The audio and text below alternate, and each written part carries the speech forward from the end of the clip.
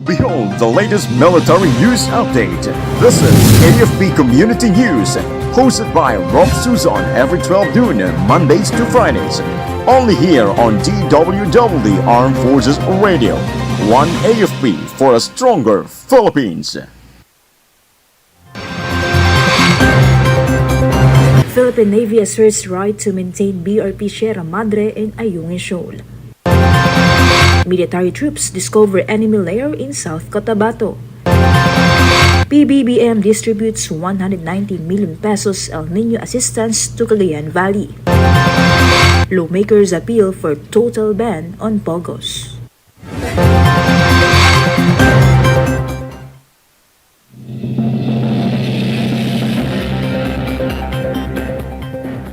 Good day everyone, as well to our troops at Camp Emilio Ginaldo, Quezon City.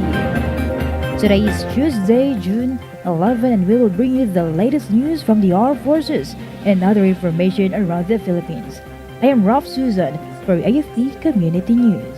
DWDD Armed Forces News. And for the brief overview of our stories, the Philippine Navy affirmed its right to maintain the BRP Sierra Madre station at Ayungin Shoal despite Chinese opposition. Navy spokesperson Commodore Roy Trinidad emphasized that the vessel, a commissioned ship since 1999, is essential for asserting Philippine sovereignty. He said that it is their mandate to maintain it, and the ship's crew symbolizes the country's presence in the contested waters. The statement follows recent incidents, including Chinese forces blocking supplies and performing dangerous maneuvers against Filipino personnel. Additionally, a Chinese vessel allegedly collided with a Philippine Navy boat on a humanitarian mission to evacuate a sick crew member from the BRP Sierra Madre. The Chinese embassy in Manila has yet to respond to this development. DWDD Armed Forces News. The Philippine Navy is closely monitoring Vietnam's dredging and landfill activities within the disputed Kalayaan Island group in the South China Sea. Philippine Navy spokesperson Commodore Roy Vincent Trinidad said that the Department of Foreign Affairs is also addressing the issue. He noted that while the Philippines and China continue to dispute territory, Vietnam has expanded several reefs. Despite these areas being outside the Philippines' exclusive economic zone, Manila claims them as part of the Kalayaan Island group, and Commodore Trinidad highlighted that Vietnam, unlike China, maintains friendly relations with the Philippines and does not engage in aggressive actions against it. Armed Forces Radio. Report. Let us hear an update from Jai regarding 8th CMO Battalion launches deradicalization training for former rebels. SROF, the 8th Civil Military Operations Dangpanan Battalion, has launched a specialized training program for 17 former rebels. Led by officers from the Eastern Visayas Peace Builders and Development Federation, who are former rebels turned peace advocates, the initiative aims to equip participants with skills to conduct deradicalization workshops. By empowering former rebels to become agents of change, the program fosters reconciliation and understanding, contributing to the long-term stability and prosperity of Eastern Visayas. The training strategically addresses the root causes of radicalization and offers alternative pathways for former rebels, emphasizing reconciliation, community engagement, and sustainable development. This is Jai reporting for AFP Community News, one AFP for a stronger Philippines. Thank you so much, Jai. DWDD Armed Forces News. Military troops uncovered an enemy lair in Sitio de Mamis, Barangay Lacunon, Tibuli, South Cotabato. According to Western Mindanao Command Chief Lieutenant General William Gonzalez, the 5th Special Force Battalion found the lair during a combat clearing operations. It was believed to be abandoned by a communist terrorist group led by alias Makmak, contained assorted war materials including an M16 rifle, cell phones, and medical supplies. Lieutenant General Gonzalez commended the Joint Task Force Central for their persistent efforts to dismantle the remaining threat groups in central Mindanao. DWDD Armed Forces News. Defense Secretary Gilberto Chodoro Jr. announced that the Philippines and Japan are very close to signing a reciprocal access agreement to enhance the military cooperation, including troop training, disaster relief operations, and equipment transfer. According to Kyodo News, the agreement is expected to be signed in July during a meeting of foreign and defense ministers in Manila. The Philippines already has similar agreements with the United States and Australia, while Japan has such deals with the United Kingdom and Australia. Armed Forces Radio Report. For other updates, let us hear the details about 22 former MPA members reunite in Eastern Samar to promote peace. Go ahead for the details, JR. Yes, Rob, 22 former members of the New People's Army from the Apoy Platoon of the Eastern Visayas Regional Party Committee reunited in Barangay Locsoon, Borongan City, Eastern Samar, to discuss peace and collaboration. The 78th Infantry Battalion facilitated this significant event wherein a series of strategic initiative and program led by local government units in Samar and Eastern Samar played a crucial role in reducing the NPA manpower and promoting the surrender of firearms. According to 78th Infantry Battalion Commander Lieutenant Colonel Joseph D. Bugawan, with the launch of the Project Apoy, these individuals are set to become key allies in advocating for peace and reconciliation. The reunion signified a significant moment in the region journey toward peace, stability, and unity. This is JR reporting for AFP Community News. One AFP for a stronger Philippines. Thank you so much, JR. DWDD Armed Forces News. Task Force Davao continues to enforce strict border checkpoints following the recent interception of large quantities of illegal drugs and firearms. Task Force Davao Commander Darren Comia confirmed their ongoing collaboration with the police and army to bolster city security. Task Force Davao is also finalizing a security plan for the upcoming Duao Davao festivities, scheduled from June 21 to 30, 2024. Authorities recently seized 14 million pesos worth of illegal drugs in Barangay Lacson, Calinan District. Charges have been filed against the suspects involved. DWDD National News. For our national news, the President Ferdinand Marcos Jr. handed over 190 million pesos of financial assistance to El Nino affected communities in the Cagayan Valley region yesterday. In his message during the distribution of aid in Legan City, Isabela, the President recognized the farmers and fisher folks for their hard work, which he said is important to the country's overall food security. President Marcos guaranteed them of unending government support to help improve their productivity, including infrastructure projects such as irrigation facilities, farm-to-market roads, and post-harvest facilities. The president also vowed to strengthen ways to make their soil more fertile, produce quality crops, and more prudent use of water resources. Armed Forces Radio Report. On the other line, let us hear from Beth about OSG Honors Philippine Air Force Commanding General and senior officers at Amigo Awards.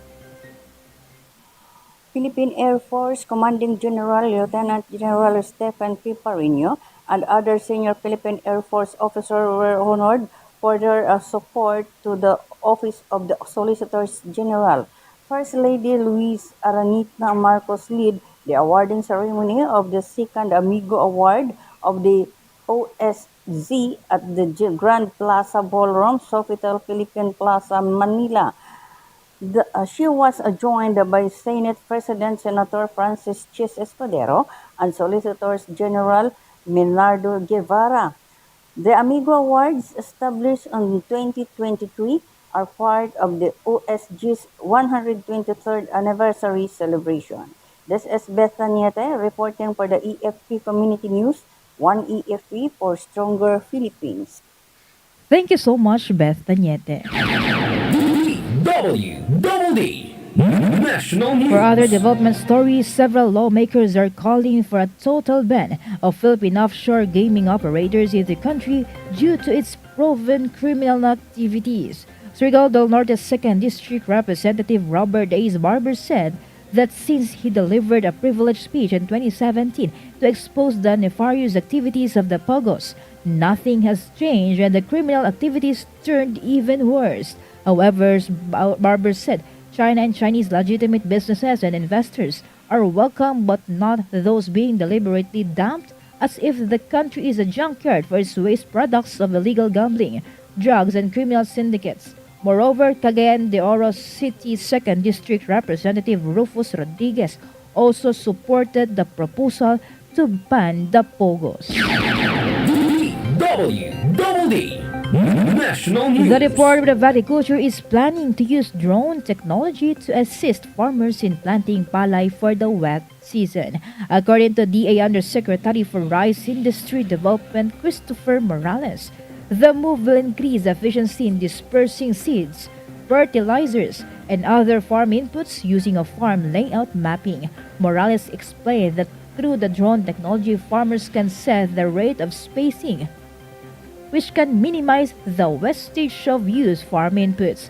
He also added that it can reduce the seeding duration from hours to 5 minutes per hectare, as well as the length of cropping days. Armed Forces Radio Report. Bring us the latest insights from the scene. We have our correspondent Mitch. Let us hear the details about CGS Northeastern Palawan response to MV St. Francis Xavier. On June 8, 2024, the cargo passenger vessel MV St. Francis Xavier encountered engine trouble while departing Coron for Puerto Princesa City. Approximately 1 nautical mile from Coron Port, the ship lost all power during its undocking maneuver, leaving it adrift until the crew anchored it to prevent further drifting. As engineers worked to restore power, the vessel's stern ran aground due to low tide. Personnel from the Marine Environmental Protection Unit and Coast Guard Station Northeastern Palawan boarded from the vessel, finding no signs of leakage or oil spills, while divers conducted an underwater hull assessment. Plans were made for the MV St. Francis Xavier to return to Coron for a thorough inspection before resuming its voyage. Coast Guard Station Northeastern Palawan assisted in disembarking 106 passengers. The vessel will undergo a detailed inspection and ongoing generator repairs before continuing to its next destination. And that is the latest update. This is Mitch reporting for AFP Community News. One AFP for a stronger Philippines. Thank you so much, Mitch.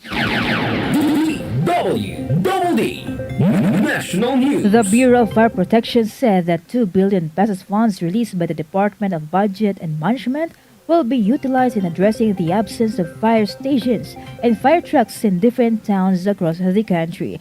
BFP spokesperson Fire Superintendent Annalie Atienza shared that as of April 2024, there are 110 municipalities with no fire trucks and fire stations. According to Atienza, the agency's Bids and Awards Committee is now fast-tracking the procurement process for these equipment and facilities. She also added that the BFP will purchase personal of protective equipment for firefighters in the said areas. DWDD National The News. Commission on Higher Education said that the number of higher education institutions in the country with globalization outlook increased, with 65 listed in the top 300 most innovative universities across the globe of the World University Ranking for Innovation 2024 report. Based on the report, out of 12,000 entries worldwide, the Philippines is among the best performing countries in the rankings, securing more than 20% of the top 300 ranked HEIs. SHED Chairperson J. Prosper de Vera III underscored that these HEIs joining the list of the top universities not just in the WURI rankings but also in the other international ranking bodies shows the globalized outlook and the competitiveness of the public and private universities in the country. Relatedly, De Vera promised to continue supporting universities as they pursue international assessments to track their improvement on a year-to-year basis. Armed Forces Radio Report. Now let's hear from a reporter on the ground for more updates about Joint Philippine-U.S. Army training successfully concludes. Go on for the details, Gina. Brigadier General Jose Ricky A. Laniog, Philippine Army Commander 903rd Infantry Patriot Brigade, participated in the second Bicol Social Media Summit 2024 with the theme The Role of Public Servants and Youth Leaders Promoting Social Inclusivity and Competitiveness in the Region on June 6, 2024 at Casablanca Convention Center, Legazpi City, Albay. This summit aimed to unite influencers, digital marketers, public officials, youth leaders, and social media enthusiasts from across the Bicol region. In his address, Brigadier General Laniog emphasized the unwavering support and commitment of the Philippine Army to multi-sectoral collaboration in fostering a digitally connected society. He highlighted how this symposium will serve as a vital platform to leverage social media for driving inclusivity and competitiveness, ensuring that the region remains dynamic and forward-thinking. This is Ali, reporting for AFP Community News, 1 AFP for Stronger Philippines.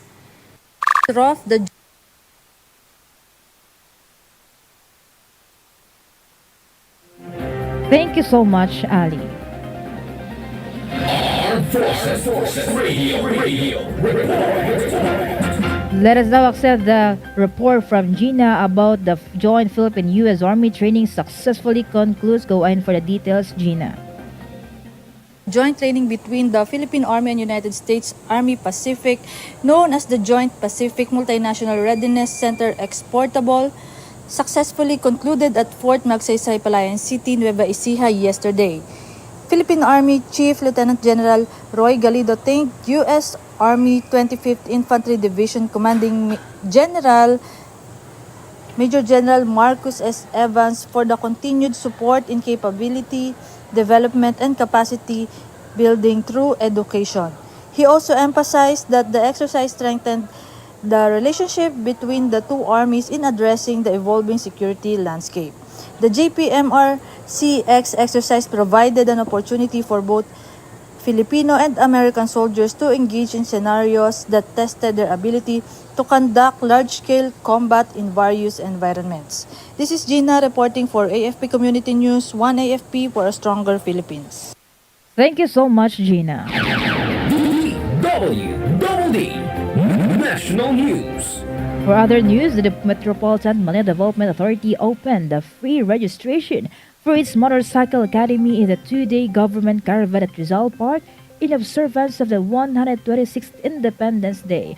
The MMDA's Motorcycle Riding Academy is a training center located in Pasig City that aims to educate motorists about safe motorcycle riding, proper driving skills, and traffic rules and regulations. Aside from the free registration, the MMDA will also entertain inquiries regarding verification of traffic violations and payment of penalties. The agency also features its mobile earthquake simulator, anti-smoking, and solid waste management campaigns. DWDD National News. Philippine National Police Chief General Romel Francisco Marbil issued a directive to hurry up the investigation on police officers involved in various illegal activities. According to PNP spokesperson Police Colonel Jean Fajardo, the general is not contented with only suspension or demotion being meted to the erring officers. Fajardo said the PNP chief wants all police officers who have involvement in illegal activities to be dismissed. The order came after numerous reports of illegal acts committed by police officers, with a police lieutenant colonel now under investigation for his arrest over a kidnapping complaint. DWDD National News. The Philippine National Police sent out vehicles to offer free rides to commuters who might be affected by the 3-day strike of Transport Group Manibela. PNP spokesperson Colonel Jean Fajardo said that they have monitored or not monitored any affected commuters so far, but the NCRPO continues to hold mobile patrols to give transportation assistance. According to Fajardo, the Land Transportation Franchising and Regulatory Board, Metropolitan Manila Development Authority, and various local government units also deployed assets to help commuters. It can be recalled that the deadline for franchise consolidation under the Public Transport Modernization Program ended on April 30, followed by a 15-day grace period. DWDD National News. The Presidential Task Force on Media Security condemned the reported physical attack by members of Manibela against a radio reporter covering the transport strike staged by the group yesterday in Quezon City. PT FOM's Executive Director and Secretary Paul Gutierrez shared in a statement that Val Gonzalez, a veteran field reporter of radio station DZRH, and other members of the media reported to the task force regarding the attack on the journalist.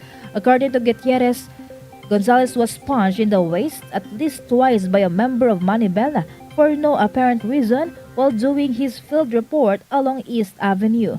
In response, the PTF OMS already reached out to Quezon City Police District Director Red Maranan to summon Manibela Chairperson Mario Valbuena for the violent acts of his members. Armed Forces Radio. From Rizal, we have an update from Ella about Rizal PNP prepares security measures for Independence Day celebration. Thank you very much, Ms. Ruff. The Rizal Provincial Police Office has reactivated its provincial standby support force and conducted a preparation for the deployment of additional police forces to the incoming Independence Day celebration throughout the country. Aside from standby forces, Rizal Provincial Police Office Director Police Colonel Felipe Maragon has ordered diligent implementation of PNP checkpoints to the borders covered by the province. The initiative of the police authorities in Rizal is in accordance with the directive of Calabarzon PNP Regional Director, Police Brigadier General Paul Kenneth Lucas, to keep the peace and order situation within the region and to enforce proper management of security for the said activity. This is Ella Mercado reporting for AFP Community News, 1 AFP for Stronger Philippines. Thank you so much, Ella Mercado from Rizal. Armed Forces Radio. We also have a report coming in about Philippine Air Force celebrates Independence Day with two-day motor ride and humanitarian efforts. Go for the details, Kath. Yes, Rolf. The Philippine Air Force organized a two-day Independence motor ride in commemoration of the 126th Philippine Independence Day. Started last June 8, the round-trip journey covered 590 kilometers from Manila to Masinloc, Zambales, and back, concluding last June 9. The event featured 104 riders, including AFP generals, members of the Condors, the PAF active and retired motorcycle riders, and PAF reservist and celebrity vlogger, Miss Maria Rica Cabarubias, known as Jet Li. Alongside the ride, participants engaged in civil-military operations, providing medical, dental, and other health services to Masinloc residents. This is Kat reporting for AFP Community News, 1 AFP for a stronger Philippines. Thank you so much, Kath. DWDD National News. The Philippine Atmospheric, Geophysical, and Astronomical Services Administration said that the low-pressure area inside the Philippine Area of Responsibility has slim chance to develop into a tropical cyclone. The LPA was last seen at 145 kilometers west-northwest of Butuan City in Agusan del Norte. According to Pagasa's forecast, it could dissipate within the day. However, it will bring cloud clusters and rains over parts of the Visayas and Mindanao. The State Weather Bureau also said that rain showers caused by localized thunderstorms will continue to prevail over the rest of the country. DWDD Armed Forces News. That's all for today's broadcast. Thank you for joining us, especially to our audience in our Facebook page, AFP Radio DWDD. Don't forget to tune in on Thursday for more updates, same time and same station. Again, this is Ralph Susan for AFP Community News, 1 AFP for a stronger Philippines.